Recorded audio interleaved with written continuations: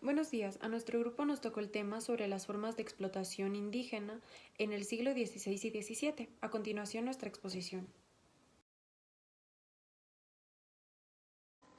La palabra mita proviene del quechua, lengua oficial del Imperio Inca. Significa turno o estación, la cual requirió de meses de trabajo de varones de entre 15 y 50 años de edad, los cuales sirvieron como guardias, lucharon en guerras, construyeron caminos, monumentos y edificios, además de que cuidaron las cosechas de los hombres que luchaban y las que alimentaban a los oficiales. Pizarro y los españoles llegaron a los Andes en 1531. Potosí se estableció en 1546. Al principio, la plata de Potosí era fácil de colectar. Con el tiempo se iba haciendo más y más difícil, por lo tanto necesitaban más mineros y otros trabajadores para extraer la plata de las minas. En 1573 los españoles implementaron la mita, la cual exigía que un séptimo de la población varonil trabajara un año de cada 7 en las minas de Potosí.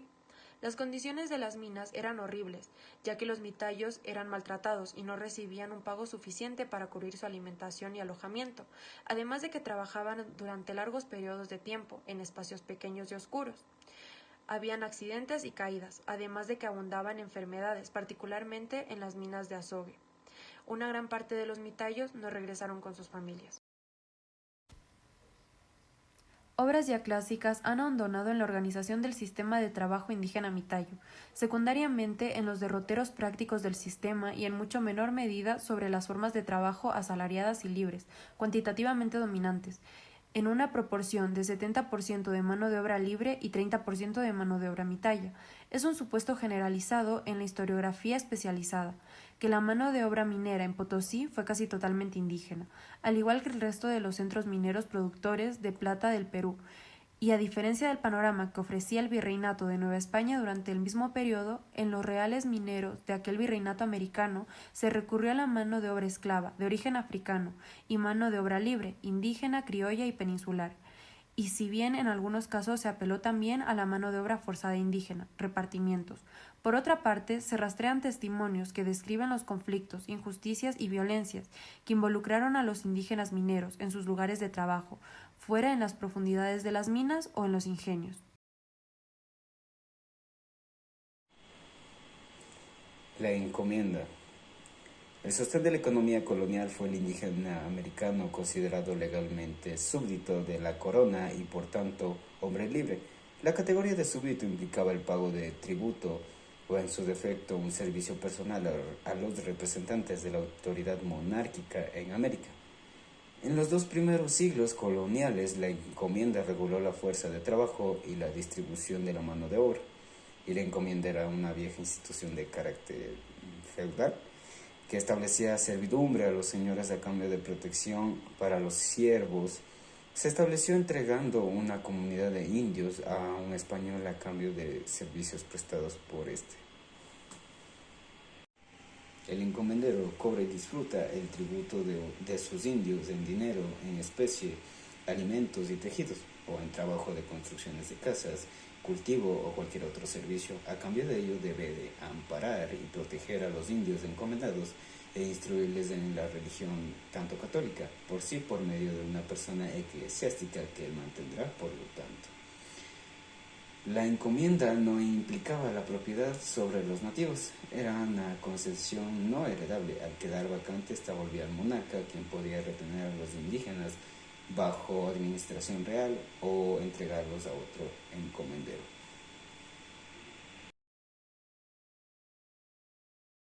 El obraje. Eran fábricas de tejidos, de lana, algodón y cabuya, en los que también se fabricaban alpargatas, costales, mechas, monturas, sombreros y pólvora, en donde eran obligados a trabajar los indígenas, de día y de noche, muchas veces hasta morir. Cada indio trabajaba 312 días del año y lo más que podía ganar en ese tiempo eran 40 pesos de a 8 reales.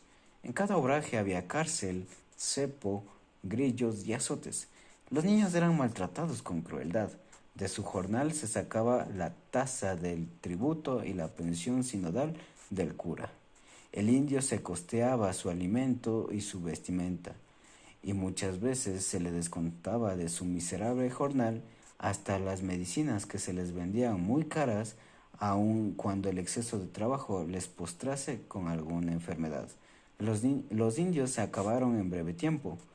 El trabajo al que no estaban acostumbrados fue la causa de que murieran muchos.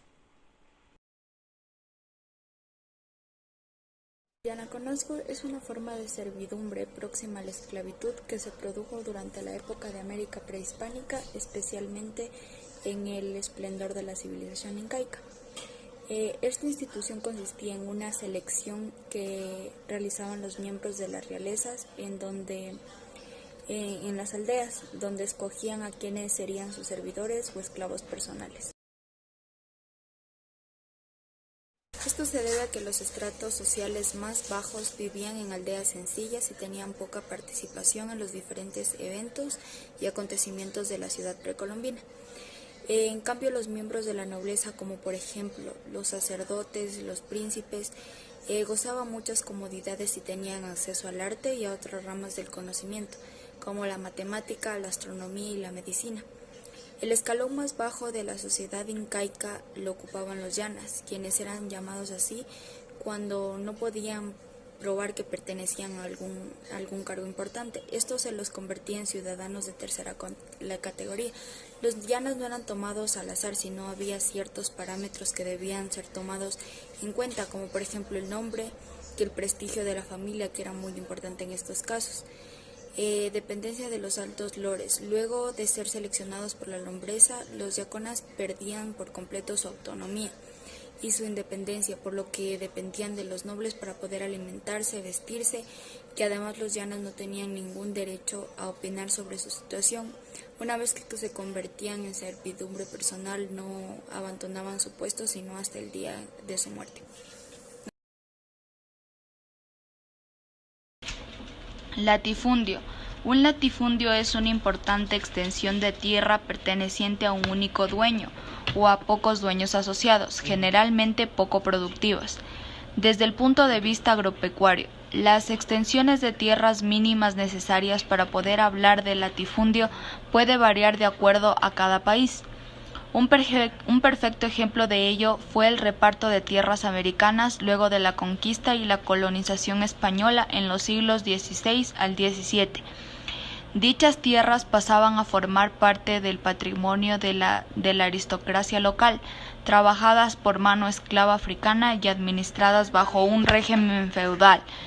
Con el paso del tiempo y la independencia americana, los descendientes de aquellos primeros terratenientes se convierten en los grandes tenedores de las tierras de las repúblicas hispanoamericanas, es decir, en sus latifundistas. El latifundio ha sido combatido a través de distintas estrategias por los estados, especialmente durante gobiernos progresistas, pues se lo considera una fuente de desigualdad y empobrecimiento, grandes extensiones de tierra inútil en manos de familias ricas y poderosas. Por ejemplo, dejan un poco margen de trabajo a las clases hispanoamericanamente menos favorecidas. Una de estas estrategias es llamada reforma agraria.